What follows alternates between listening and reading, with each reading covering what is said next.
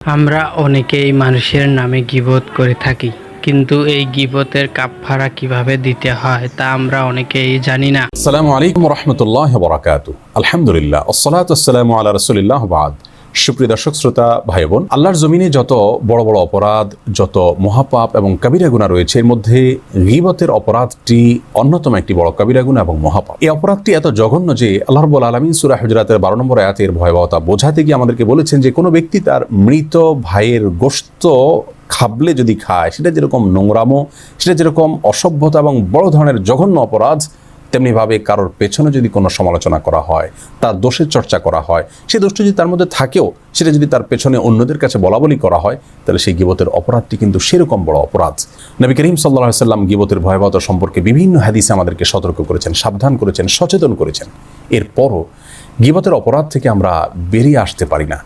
প্রতিদিন অগণিত মানুষের অসংখ্যবার গীবত করে ফেলি আমরা। অনেকে আছেন যে অনেক ভালো কাজ করি, কিন্তু গীবতের পাপ থেকে আমরা বেঁচে থাকতে পারি না। বহু মানুষ আছি আমরা যাদেরকে আল্লাহ তাআলা শিরকে আকবরের অপরাধ থেকে, খুন খারাপি, চুরি, ডাকাতি, জেনা, মাদক সেবন, এরকম আরও অনেক বড় বড় অপরাধ থেকে আল্লাহ তাআলা আমাদেরকে বাঁচিয়ে রেখেছেন আপনার অনুগ্রহে, কিন্তু গীবতের অপরাধ থেকে যেন কোনোভাবে আমরা বেঁচে উঠতে পারছি না, বের হয়ে আসতে পারছি না। প্রিয় দর্শক, এই জন্য আজ আমাদের আলোচনার বিষয় হলো, যদি কারোর গীবত হয়ে যায় এবং আমরা বুঝতে পারি যে আমরা অপরাধ করে ফেলেছি, তাহলে সেক্ষেত্রে আমাদের করণীয় কি, গীবতের কাফফারা কি, ক্ষতিপূরণটা কি হতে পারে। এর জন্য কয়েকটি পরামর্শ রয়েছে, ওলামা ইকরাম বিভিন্ন পরামর্শ দিয়েছেন। তার ভিতরে প্রথম পরামর্শ হলো, গীবতের ক্ষতিপূরণ হিসাবে সর্বপ্রথম কাজ হলো ইস্তেগফার করতে হবে, আল্লাহ তাআলার কাছে ক্ষমা প্রার্থনা করতে হবে, কায় মনোবাক্যে নিজের কৃতকর্মের কারণে চরমভাবে লজ্জিত হতে হবে, অনুতপ্ত হতে হবে, নিজেকে ভৎসনা করতে হবে এবং সে পাপ থেকে সরে আসতে হবে। আর ভবিষ্যতে যেন না হয় সেজন্য দৃঢ়ভাবে প্রতিজ্ঞা করতে হবে। একদিন যে পরিমাণ গীবত হয়ে থাকে, পরের দিন তার চাইতে যেন কম হয় সে চেষ্টা চালাতে হবে, এবং প্রতিদিন একটু একটু করে নিজেকে ভালোর দিকে নিয়ে যাওয়ার চেষ্টা করতে হবে। এটি হলো গীবতের কাফফারা বা গীবতের ক্ষতিপূরণ হিসাবে প্রথম পদক্ষেপ, তওবা এবং ইস্তেগফার করা আল্লাহর কাছে।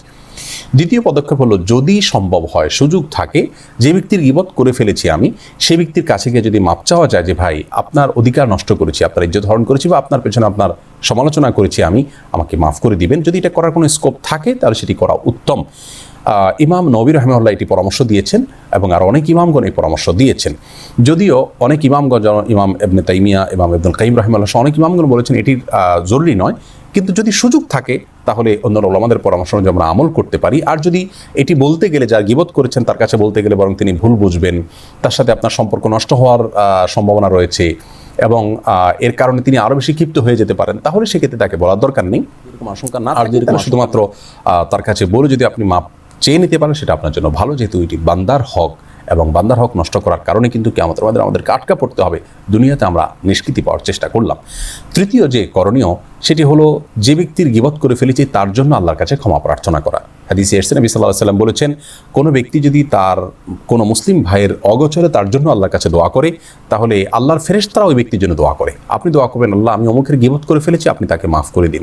তাকে যখন মাফ করার দোয়া করবেন, তখন আল্লাহর ফেরেশতা আপনাকে মাফ করার জন্য দোয়া করবেন। এবং গীবত হয়ে গেলে, যা গীবত হয়ে গেছে, যার গীবত করে ফেলেছেন আপনি আপনার অজান্তে, সেই ব্যক্তির জন্য ক্ষমা প্রার্থনা করা, এটি গীবতের কাফফারা। এমনটি বর্ণিত হয়েছে বাইহাকি বর্ণিত একটি হাদিসে। যদিও সেই হাদিসের সনদকে অনেক মুহাদ্দিসিন কিরাম যায়িফ বলেছেন, তারপরে ওলামায়ে কেরাম এটির উপরে আমল করার পরামর্শ দিয়েছেন, কারণ কাজটি ভালো, অন্যান্য হাদিসের আলোকেও এটি প্রমাণিত হয়। অতএব তৃতীয় করণীয় হলো, যার গীবত করে ফেলেছি তার জন্য আল্লাহর কাছে ক্ষমা প্রার্থনা করা। সেই সাথে চতুর্থ করণীয় হলো, যে মজলিসে বসে আমরা গীবত করেছি, মজলিসে থাকতেই যদি আমাদের বোধোদয় হয় যে আমরা অন্যায় করেছি, তাহলে মজলিস থেকে উঠার যে দোয়া আছে, কাফফারাতুল মজলিস, সেটা পাঠ করব। সুবহানাল্লাহি ওয়া বিহামদিহি, সুবহানাকাল্লাহুম্মা ওয়া বিহামদিকা, আশহাদু আল্লা ইলাহা ইল্লা আনতা, আস্তাগফিরুকা ওয়া আতুবু ইলাইক। এই দোয়া যদি পাঠ করা হয় কোনো মজলিস থেকে উঠার সময়, তাহলে ওই মজলিসে যদি কোনো অপরাধ করা হয়, তাহলে সেই অপরাধগুলো আল্লাহ তাআলা মাফ করে দেন। বড় কোনো অপরাধ থাকলে অবশ্যই তওবা করতে হবে।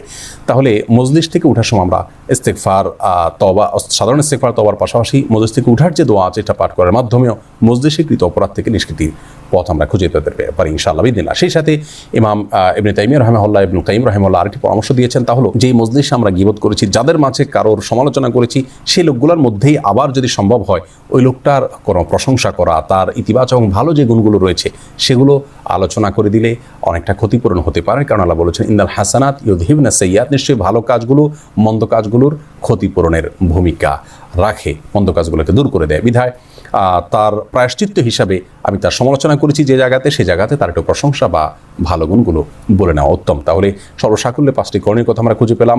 প্রথম এবং মূল করণ হলো ইস্তেগফার করা, তওবা করা। সেই সাথে যার গীবত করেছেন যদি কোনো তার সাথে সম্পর্ক নষ্ট হওয়ার আশঙ্কা না থাকে তাহলে তার কাছে ক্ষমা চাওয়া, যদি সেরকম আশঙ্কা থাকে তাহলে এটি দরকার নাই। আর তৃতীয়ত হলো ওই ব্যক্তির জন্য আল্লাহর কাছে ক্ষমা প্রার্থনা চাইবেন, আল্লাহর কাছে সেই ব্যক্তির জন্য মাপ চাইবেন, ইস্তেগফার করবেন।